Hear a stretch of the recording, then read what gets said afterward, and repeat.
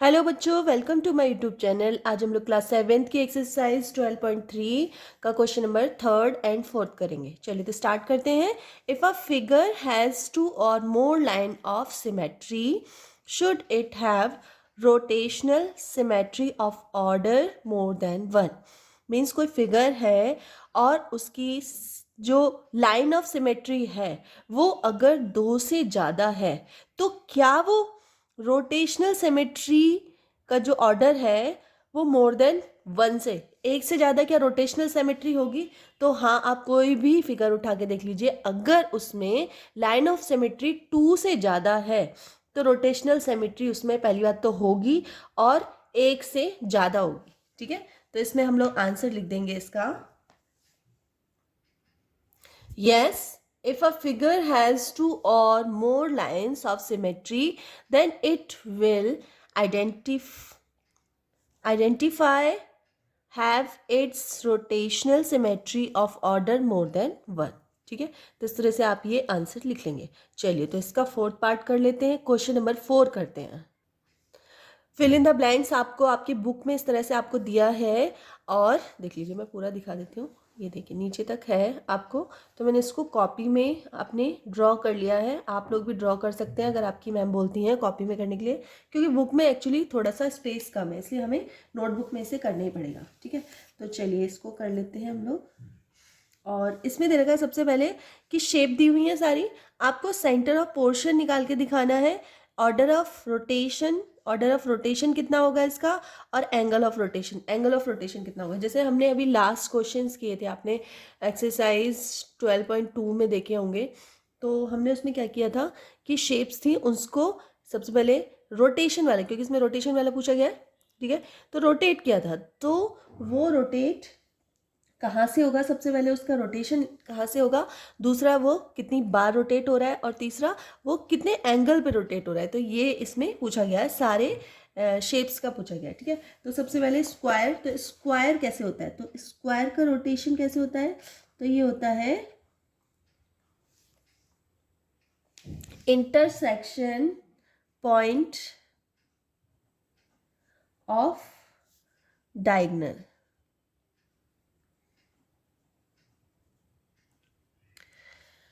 ठीक है, intersection points of diagonals. ठीक है, तो डायगोनल्स को रोटेट करते हैं इसमें एक प्रकार से। ठीक है, स्क्वायर्स में तो इसमें कितने रोटेशन होते हैं, ऑर्डर ऑफ रोटेशन होते हैं इसमें 4, और एंगल ऑफ रोटेशन कितना होता है, तो 90 डिग्री होता है इसका। ठीक है, नेक्स्ट है रेक्टेंगल का भी सेम होता है, इंटरसेक्टिंग पॉइंट ऑफ डायगोनल्स। ठीक है, मतलब डायगोनल्स जहाँ पे इंटरसेक्ट करते हैं, इस तरह से इंटरसेक्ट करते हैं, तो ये जो वाला पॉइंट है, बीच वाला पॉइंट, ठीक है, यहाँ से रोटेट होता है हमेशा। तो ठीक है, बस इतना से लिखा हुआ है। तो और इसमें जो रेक्टेंगल है, इसमें कितने ऑर्डर से रोटेट होता है ये, तो 2 ऑर्डर से रोटेट होता है, और कितना एंगल से, तो 180 डिग्री से रोटेट होता है ये। ठीक है, अब नेक्स्ट है इसका रोम्बस भी same intersection point of diagonals. ये इसका भी जो घूमने का जो मिडिल पॉइंट है, सेंटर पॉइंट है, वो कौन सा है, तो डायगोनल्स का जो इंटरसेक्टिंग पॉइंट होता है। डायगोनल्स कैसे होते हैं आप लोगों को पता है, इस तरह से होते हैं ना।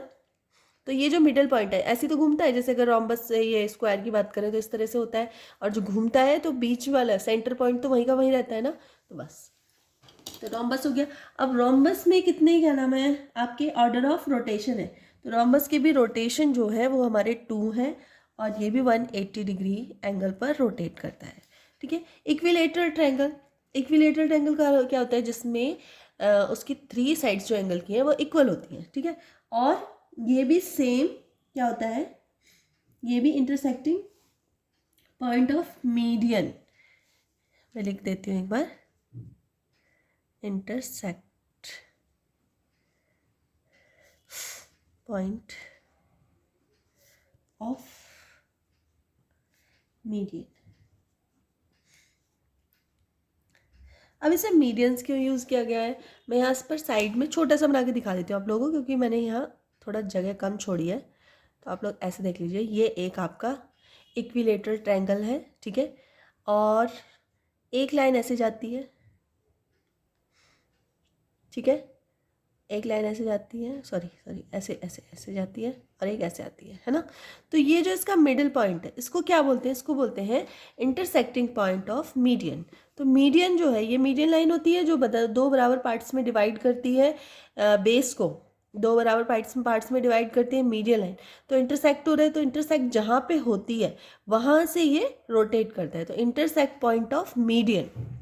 ठीक है, इंटरसेक्ट पॉइंट कहाँ है, ये मिडिल में जहाँ पे क्रॉस होता है, क्रॉस वाले पॉइंट जो होता है सेंटर पॉइंट, उसको बोलते हैं इंटरसेक्ट पॉइंट। ठीक है, तो ये कितने टाइम रोटेट होता है, तो इक्विलेटरल ट्रायंगल 3 टाइम्स रोटेट होता है ना।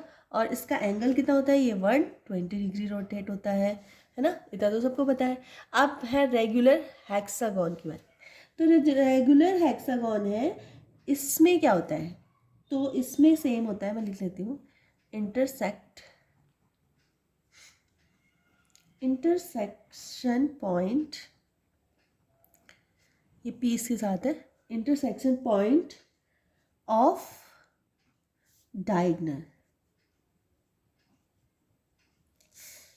ठीक है, तो इसमें डायगोनल्स पढ़ते, मेन इंटरसेक्टर पॉइंट का होता है सेंटर में होता है सबका। ठीक है, तो किसी में जैसे जो ट्रायंगल होते हैं उसमें मीडियंस डलते हैं, उसमें डायगोनल नहीं डलते हैं। ठीक है, और हेक्सेन, ये रेक्टेंगल, स्क्वायर, रोम्बस, इन सब में क्या होता है, डायगोनल्स डाले जाते हैं, जो डायगोनल्स डलते हैं। ठीक है, तो यहाँ पे डायगोनल्स लिख दिया, मीडियन लिख दिया, और कुछ भी नहीं है। तो इसमें हेक्सेन में कितना रोटेट होता है ये, तो ये होता है 6 टाइम रोटेट। और एंगल क्या होता है इसका, एंगल होता है इसका, कितना होता है इसका, 80 डिग्री। 80 डिग्री होता है या 60 डिग्री होता है, 60 होता है, मे बी 60 डिग्री है ना, 60 डिग्री। आप लोग लास्ट क्वेश्चन में देख लेना। चलो, तो सर्कल हमेशा कैसे रोटेट होता है आप लोगों को पता है, सर्कल रोटेट होता है सेंटर से रोटेट होता है। ठीक है, और इसमें कितने रोटेशन होता है, तो ये इनफाइनाइट रोटेशन होता है, इनफाइनाइट रोटेट होता है। और ये कितने एंगल पे रोटेट होता है, तो ये कितने एंगल पे रोटेट होता है, तो ऑल एंगल्स पे